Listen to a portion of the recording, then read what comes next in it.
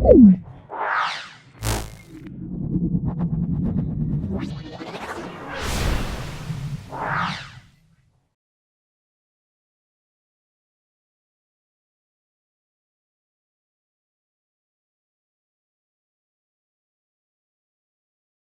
দেখে নাও প্রশ্ন সাথী সপ্তম শ্রেণী পরিবেশ বিজ্ঞান সম্পূর্ণ সলভ করছি।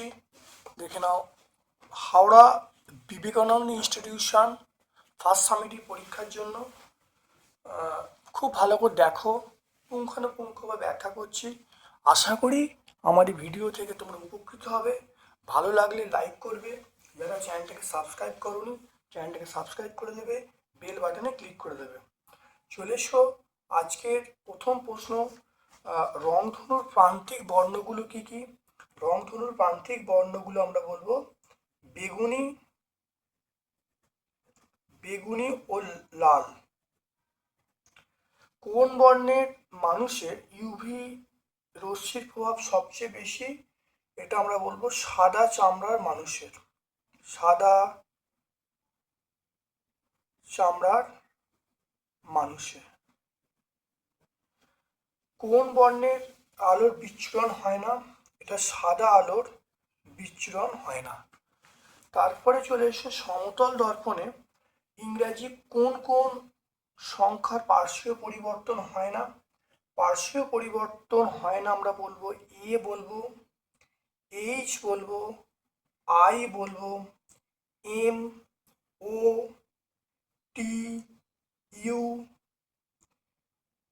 ভি, ডব্লিউ, এক্স এবং ওয়াই।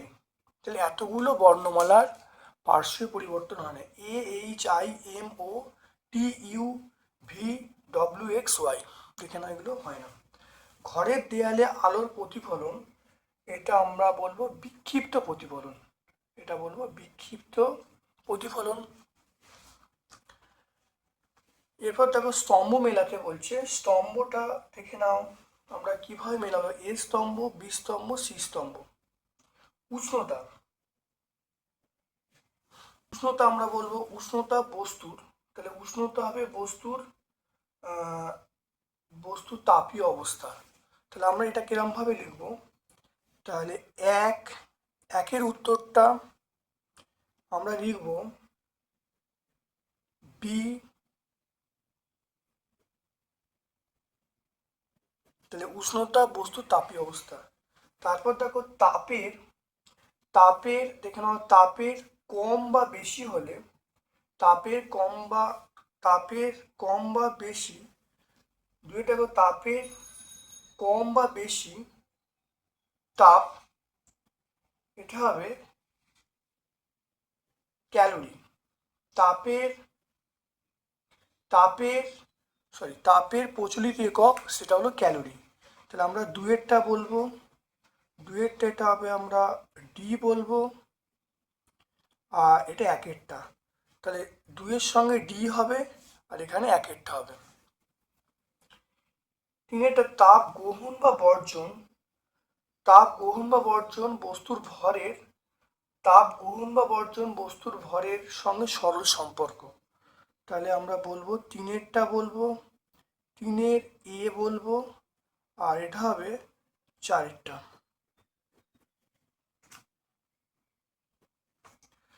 এসআই পদ্ধতিতে, এসআই পদ্ধতিতে তাপের একক, এসআই পদ্ধতিতে তাপের একক, এসআই পদ্ধতিতে তাপের একক বলবো, দেখো এসআই পদ্ধতিতে তাপের একক আমরা বলবো জুল। তাহলে চারেরটা আমরা বলবো, চারেরটা আমরা সি বলবো, এটা জুল। দুটি, দুটি ভিন্ন উষ্ণতার বস্তু, দুটো ভিন্ন উষ্ণতার বস্তু, দুটো ভিন্ন উষ্ণতার বস্তু পাঁচেরটা দেখো, পাঁচের কোনো মিল নেই, দেখতে পাচ্ছ পাঁচেরটা,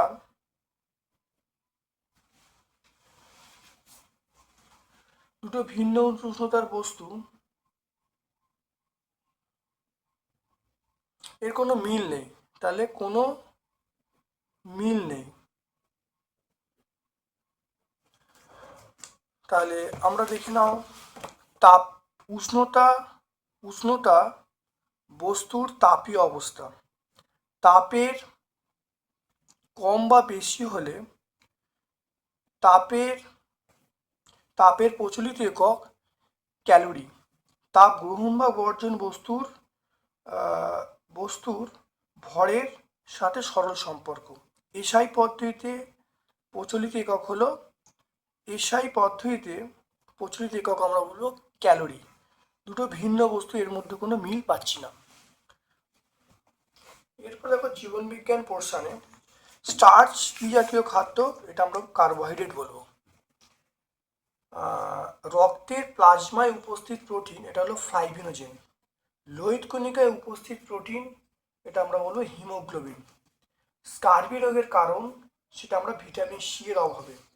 আয়োডিনের অভাবে আমরা বলবো সেটা হলো আয়োডিনের অভাবে চোখ টেরা গয়টা দুটোই।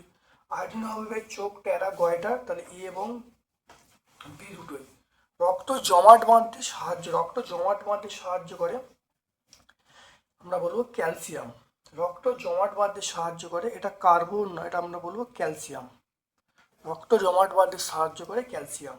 খাদ্যতন্তুতে পেকটিন থাকে খাদ্যতন্তুতে। তাহলে আমরা দেখে নাও, তাহলে এই যে সেটটা সম্পূর্ণ ব্যাখ্যা করলাম। কোয়ান্টাই মডেল ইনস্টিটিউশন দেখে নাও। পটাশিয়াম দেখে নাও, পটাশিয়ামের চিহ্ন আমরা কে বলবো, এটা দেখো 37 Cl17, এর নিউটন সংখ্যা কত হবে, দেখো 37 থেকে 17 বাদ দেবো, বাদ দিলে 20 হবে। বায়ুতে জলীয় বাষ্প বেশি হলে, বায়ুতে যে জলীয় বাষ্পায়ন ধীরে হয়। তারপর এখানে স্নান করে ভিজে গায়ে চলন্ত পাখার নিচে দাঁড়ালে ঠান্ডা লাগে কেন, দেখে নাও। জলে ভেজা গায়ে দাঁড়ালে স্বাভাবিক উষ্ণতায় বাষ্পায়নের জন্য প্রয়োজনীয় ঋণতাপ দেহ থেকে সংগ্রহ করে, ফলে দেহটা আমাদের ঠান্ডা হয়ে যায়। তবে ভেজা গায়ে ঘূর্ণায়মান পাখার তলায় দাঁড়ালে আমাদের বেশি ঠান্ডা লাগে, কারণ বায়ুপ্রবাহের বেগ বেশি হয়। তাহলে ভিজে দেহের উপরিতল থেকে বাষ্পায়ন দ্রুত হয়, ফলে বেশি পরিমাণ তাপ বর্জিত হয়, ফলে আমাদের বেশি ঠান্ডা অনুভূত হয়। এটা পেজ নাম্বার 14 আমরা পাবো।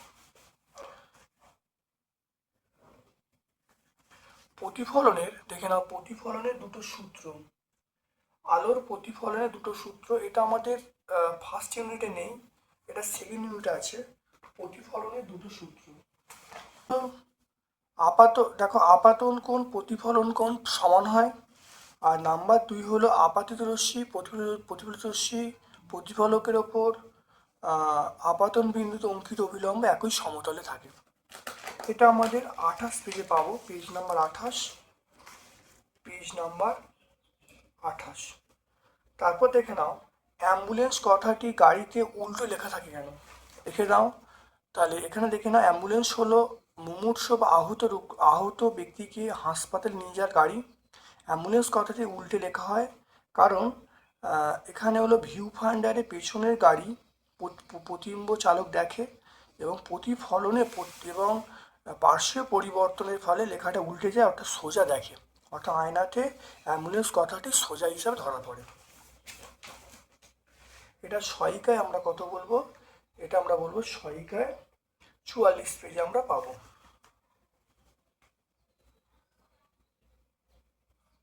তারপরে দেখে নাও,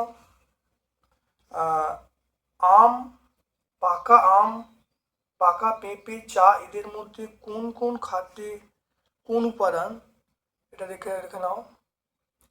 এটা হলো 3টি খাদ্যে কি থাকবে, ফাইটোকেমিক্যাল থাকবে। আমরা কি বলবো, 3টি খাদ্যে কি থাকবে, ফাইটোকেমিক্যাল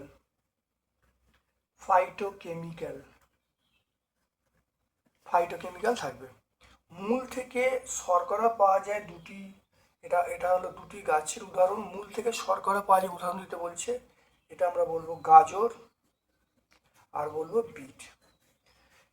প্রোটিনের একটি ভালো দিক, একটি খারাপ দিক। এবং দেখো প্রোটিনের শক্তি উৎপন্ন করে, দেখে নাও প্রোটিনের শক্তি উৎপন্ন করে, দেখে নাও প্রোটিনের জন্য, দেখে নাও প্রোটিনের শক্তি উৎপন্ন করে, কলা গঠন করে, শ্বাসবায়ু পরিবহন করে। আর প্রোটিন, অতিরিক্ত প্রোটিন খেলে বাত, কিডনি স্টোন এগুলোর সম্ভাবনা বাড়ে। তাহলে এটা আমরা টেক্সট বই 151 পেয়ে যাব। দেহে সঞ্চিত হয় এমন ভিটামিন যা খাদ্যনালীর স্বাভাবিক গঠন নিয়ন্ত্রণ করে। এটা বলবো ভিটামিন এ বলবো, হ্যাঁ আমরা ভিটামিন এ বলবো। তারপর দেখো উদ্ভিদ এবং পানিতে খনিজ মৌলের উৎস লিখতে বলছি। দেখো calcium, magnesium, iron, sodium, zinc এগুলো দেখো সব এই দেখো আমরা দুধ, ডিম, পেঁপে, পটল, চিংড়ি, পানীয় জল, শাকসবজিতে দেখো সবই পাচ্ছি। দেখতে পাচ্ছ? আমরা এই ছকটা মনে রাখবো, পেজ নাম্বার 159 পাবো। যে যে খনিজ মৌলটি পেশি সংকোচনে সাহায্য করে না, পেশি সংকোচনে সাহায্য করে না সেটা আমরা বলবো, যে খনিজ মৌলটি পেশি সংকোচনে সাহায্য করে না সেটা আমরা বলবো ক্যালসিয়াম। বীজের খোসা থেকে ড্যাশ পাওয়া যায়, বীজের খোসা থেকে আমরা বলবো খাদ্যতন্তু। বীজের খোসা থেকে আমরা পাবো খাদ্যতন্তু। উদ্ভিদজাত রাসায়নিকের একটি রাসায়নিক নাম, এটা হলো উদ্ভিদজাত রাসায়নিক নাম হলো, এটা বলবো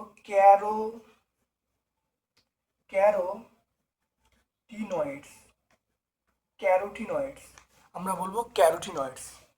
তারপর দেখো সত্য মিথ্যা বলতে বলছে, তোমার দেহে অক্সিজেন পরিবহন করে আয়রন, সোডিয়াম, এটা ভুল। অক্সিজেন পরিবহন করে সেটা হলো লোহা। দেহ গঠনের জন্য আমরা ব্যবহার করি এক প্রকার শর্করা, এটাও ভুল। তাহলে দেহ গঠনের জন্য, তাহলে আমরা এই দুটো, তাহলে তোমার দেহ অক্সিজেন পরিবহন করে আয়রন, সোডিয়াম, এটা ভুল। আর দেহ গঠনের জন্য আমরা ব্যবহার করি শর্করা, এটাও ভুল। তাহলে দুটোই আমরা ভুল বললাম। তাহলে কোয়ান্টাইল মডুলাস সম্পূর্ণ সলভ করলাম। ভিডিওটা প্রথম থেকে শেষ পর্যন্ত দেখো, আশা করি উপকৃত হবে। চ্যানেলটাকে সাবস্ক্রাইব করবে, বেল বাটনে ক্লিক করবে। Thank you.